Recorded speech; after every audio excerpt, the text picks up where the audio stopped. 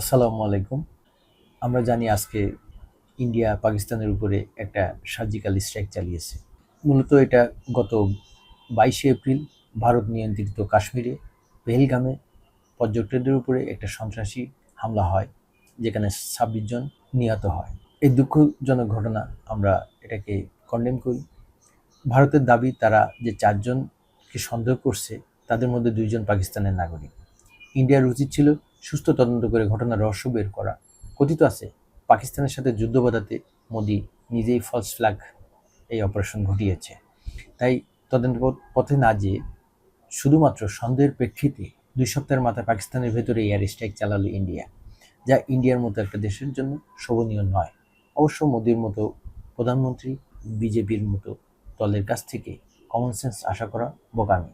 Operation সিঁদুর নামে হামলার অধিকাংশ হয়েছে মসজিদে এবং বসতবাড়িতে। মোদি নিজের দেশে মসজিদ গুড়িয়ে চলছে, এখন দেশের বাইরে হাত বাড়িয়েছে। মোদি আসলে যে মেসেজ দিতে চায় সেটা পরিষ্কার। মসজিদ তথা মুসলমানদের এই উপমহাদেশ থেকে মুক্ত করার মিশন মোদি নেমেছে। পাকিস্তানের বিরুদ্ধে ইন্ডিয়া নিজের যে মিলিটারি সুপিরিয়রিটি মার্কেটিং করে, তার ভিত্তি হলো ইন্ডিয়ার এয়ার ডিফেন্স ও ফাইটার জেট। অপারেশন সিঁদুরের মতো ছোটোখাটো অপারেশন চালাতে গিয়ে 5টা জেট পড়ে যাওয়ার ফলে এখন এই এরিয়াল সুপিরিয়রিটি মিথ ভেঙে গেল। এর ফল হবে সাইকোলজিক্যাল। সেনা, বিমান বাহিনী ব্যাটারি রেডি না, এটা এখন সামনে চলে আসবে।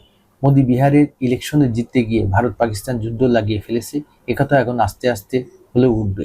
এর সাথে সেনাবাহিনী মোদির বিরুদ্ধে যারা কথা বলেন তাদেরও গুরুত্ব বাড়বে। ইন্ডিয়ার সেকেন্ড এবং মোস্ট ইফেক্টিভ সুপিরিয়রিটি হলো তাদের জাইগান্টিক ইকোনমি, যা ভর করে চলে তাদের দুর্দান্ত ডিপ্লোম্যাসি। পাকিস্তানের রিজার্ভ ইন্ডিয়ার 45 ভাগের 1 ভাগ না, ফলে লম্বা যুদ্ধ চালিয়ে যাবার মতো ক্ষমতা ইন্ডিয়ার পাকিস্তানের তুলনায় অনেক বেশি। কিন্তু পাকিস্তানের অন্য কিছু জায়গায় অ্যাডভান্টেজ আছে। পাকিস্তানের গোয়েন্দার সক্ষমতার দিক থেকে ইন্ডিয়ার থেকে অনেক এগিয়ে।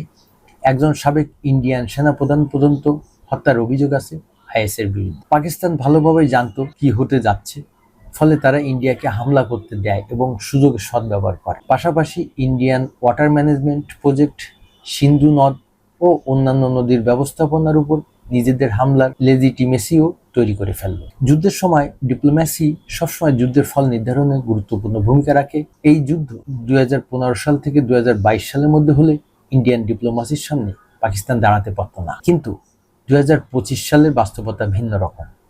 ইন্ডিয়ার এখন আগের মতো আমেরিকার গুড বুকে নেই। আমেরিকা বা চায়না কেউ মেগা অ্যাক্সেলেশনে এই যুদ্ধ যেতে দেবে বলে মনে হয় না। পাকিস্তানকে দিয়ে ইন্ডিয়ার ধরাশায়ী করার স্ট্র্যাটেজি চায়না যদি নেয়, তাহলে ফিনান্সিয়াল সুপিরিয়রিটি দিয়ে ইন্ডিয়ার খুব বেশি লাভ হবে না। এই যুদ্ধ মূলত নরেন্দ্র মোদী আর অসীম মুনিরের দ্বন্দ্বের লড়াই। মোদির পেছনে তার দেশের জনগোষ্ঠী আছে, অসীম মুনিরের পেছনে আছে নিজস্ব সেনাবাহিনী। দুজনে পাওয়ার ন্যারেটিভের উপরে পাটাতন তৈরি করে ক্ষমতায় আছে। যে এই যুদ্ধে হারবে, সম্ভাবনা বেশি তার রাজনৈতিক ক্যারিয়ার শেষ। ইন্দো পাক নিউক্লিয়ার ওয়ারের কথা বলেন অনেকে। ভাই, this is not a joke. এই দুই দেশ তাদের হিমালয়ান এরিয়ায় যদি নিউক্লিয়ার ফাটায়, এর ফলে উপমহাদেশ থেকে শুধু মানুষ না, প্রকৃতিও বিলীন হয়ে যাওয়ার সম্ভাবনা আছে। কে জিতবে এই তর্কে গিয়ে কোনো লাভ নাই। মোদি চায় ধর্মযুদ্ধ। পাকিস্তানের সাথে জিতলেও সে বাংলাদেশে হাত বাড়াতে পারে, আবার হারলেও জিজ্ঞাসা মেটাতে সে বাংলাদেশের দিকে হাত বাড়াতে পারে। নিজের দেশ কি আছে যদি আমরা একবার তাকাই, আমরা দেখতে পাবো চট্টগ্রামে ইন্ডিয়া যদি বোম্বিং করে আর বঙ্গোপসাগরে নেভাল ব্লক দেয়, বাংলাদেশ খেলা শেষ। ইন্ডিয়ান আগ্রাসনের বিরুদ্ধে আমাদের কোনো নেভাল বা এরিয়াল প্রিপারেশন নাই। গত 15 বছরে ইমানদার ডেডিকেটেড অফিসারদের ঠিকানা হয়েছে কবর, অথবা প্রাইভেট চাকরি, অথবা আয়নাঘর। ইন্ডিয়ার কথা বাদ দিলাম, মিয়ানমারের মাঝাভাঙা সরকারও যদি এসে বোমা ফেলে যায়, নাগরিকদের বাঁচানোর কোনো ব্যবস্থা আমরা নিতে পারবো না। না আছে এয়ার ডিফেন্স, না আছে টপনস লং রেঞ্জ মিসাইল, না আছে বড় ড্রোন ফ্লিট, না আছে আধুনিক ফাইটার জেট। আমাদের রাষ্ট্র প্রতিরক্ষার জন্য এখনই ব্যবস্থা নিতে হবে। বাংলাদেশ ইতিমধ্যে 15 বছর পিছিয়ে আছে, আর দেরি করলে এই রাষ্ট্রের অস্তিত্ব সংকটের মুখে পড়বে।